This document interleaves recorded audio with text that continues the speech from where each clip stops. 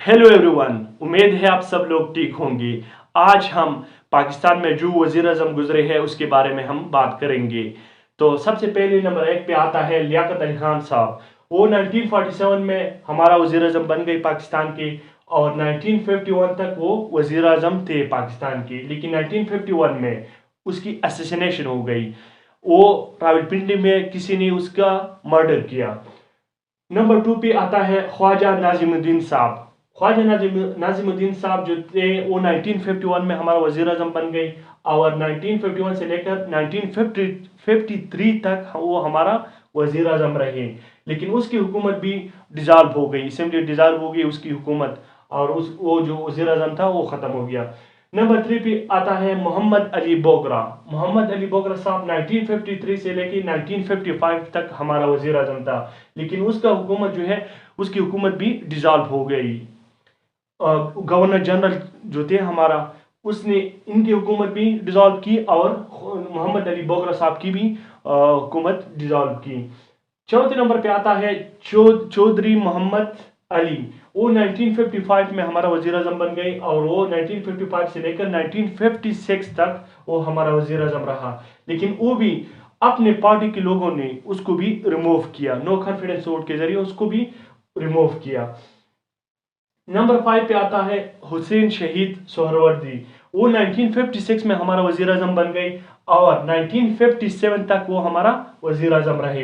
लेकिन उसने भी खुद ही रिज़ाइन दे दिया, क्योंकि वो जो पार्टी थी, वो जिसका एडमिनिस्ट्रेशन था, वो ये सोच रहा था कि मुझसे अभी संभाल नहीं हो रहा है, और कुछ मजबूरी की वजह से उसने क्या किया, रिज़ाइन दे दिया।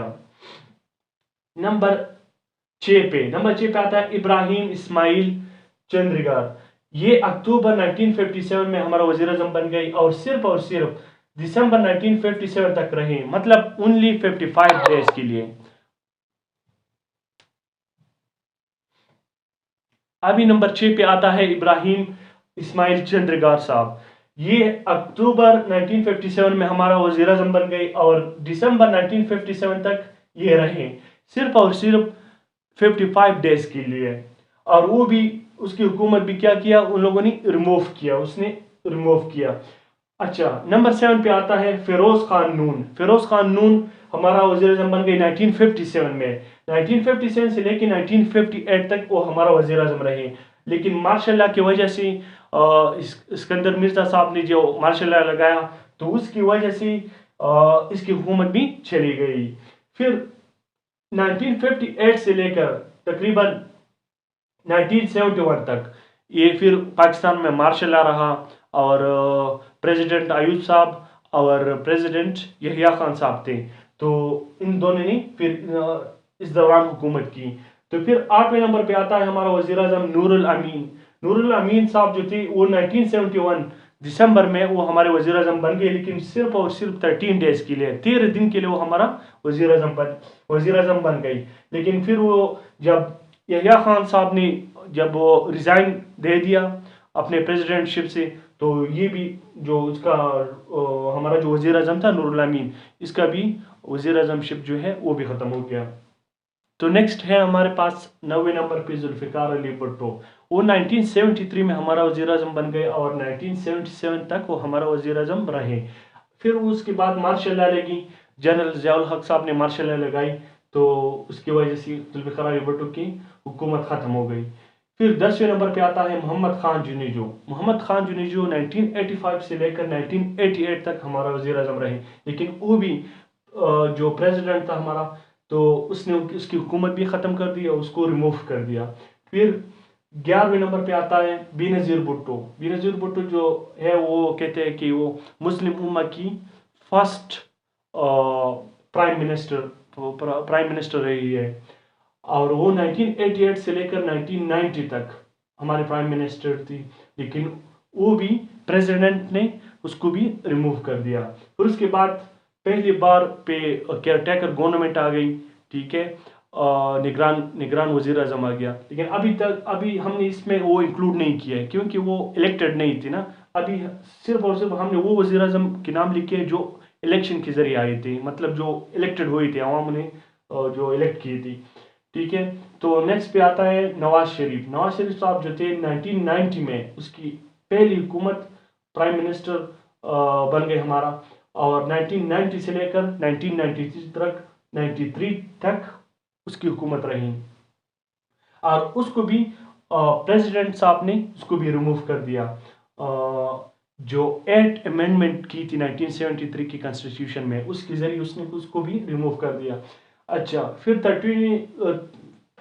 13वें नंबर पे आता है बेनज़ीर भुट्टो। बेनज़ीर भुट्टो साहिबा, उसकी दूसरी बार हुकूमत आ गई 1993 में, और वो 1996 तक उसकी हुकूमत रही, लेकिन प्रेसिडेंट साहब ने उसकी हुकूमत भी ख़त्म कर दी। फिर नवाज शरीफ की हुकूमत आ गई दूसरी बार, वो 1997 से लेकर 1999 तक उसकी हुकूमत रही, लेकिन फिर उसके बाद मार्शल लॉ लगी।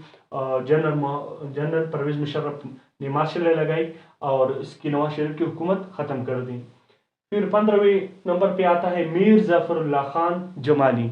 जमाली साहब जो थे वो 2002 से लेकर 2004 तक हमारा वज़ीर आज़म रहा, लेकिन उसने भी कुछ वजूहात की वजह से रिज़ाइन दे दिया। फिर 16वें नंबर पे आता है चौधरी शुजात हुसैन साहब। वो जून 2004 में हमारे वज़ीर आज़म बन गए, और अगस्त 2004 तक वो हमारा वज़ीर आज़म रहे, लेकिन उसकी भी हुकूमत ख़त्म हो गई और शौकत अजीज़ साहब आ गए। 17वें नंबर पे कौन सा आ गया? शौकत अजीज़ साहब आ गए। तो शौकत अजीज़ ने 2004 से लेकर 2007 तक हुकूमत की।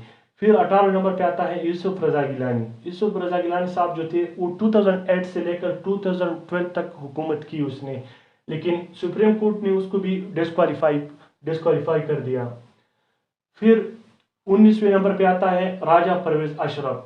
वो 2012 से लेकर 2013 तक उसने हुकूमत की, जो बाकी मुद्दत थी उसकी पाकिस्तान पीपल पार्टी की, तो इसने पूरी कर दी। फिर 20 नंबर पे आता है हमारे पास नवाज शरीफ। ये तीसरी बार हमारा वज़ीर आज़म बन गई। वो 2013 से लेकर 2017 तक उसने हुकूमत की, लेकिन सुप्रीम कोर्ट ने इसको भी डिस्क्वालीफाई कर दिया, पनामा पेपर्स की वजह से उसको डिस्क्वालीफाई कर दिया। फिर उसके बाद 21 नंबर पे आता है शाहिद खाकान अब्बासी साहब। वो 2017 से लेकर 2018 तक उसने हुकूमत की। जो PMLN की हुकूमत जो थी उसका जो बकिया मुद्दत था, तो इस बंदे ने शाहिद खाकान अब्बासी साहब ने पूरी कर दी। फिर उसके बाद 22वें नंबर पे इमरान खान साहब आता है। उसने 2018 से लेकर 2022 तक उसने हुकूमत की, PTI गवर्नमेंट ने हुकूमत की, लेकिन वो भी नो कॉन्फिडेंस वोट के ज़रिए उसको भी हटाया।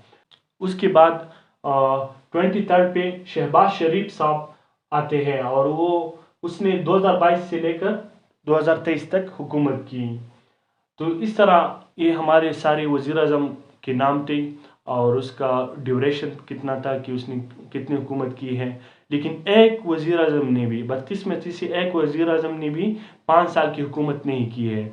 और अगर हम इंडिया की तरफ देखें तो 1947 से लेकर 1964 तक जवाहरलाल नेहरू साहब जो थे उनका फर्स्ट वज़ीर आज़म था, उसने इतनी हुकूमत की। लेकिन पाकिस्तान में पॉलिटिकल इंस्टेबिलिटी की वजह से, इकनॉमिक इश्यूज़ की वजह से, बाकी इश्यूज़ की वजह से एक वज़ीर आज़म ने भी 5 साल पूरी नहीं की। तो ये हमारे लिए बदकिस्मती की बात है। लेकिन अभी पाकिस्तान के लिए क्या करना होगा कि पॉलिटिकल स्टेबिलिटी लाना होगा। पाकिस्तान को चाहिए, जो हमारे पॉलिटिकल लीडर्स हैं उसको चाहिए कि स्टेबिलिटी के लिए मेहनत करें, स्टेबिलिटी लाई पाकिस्तान में। उम्मीद है आप सब लोगों ने इस वीडियो को एंजॉय की होगी। Thank you.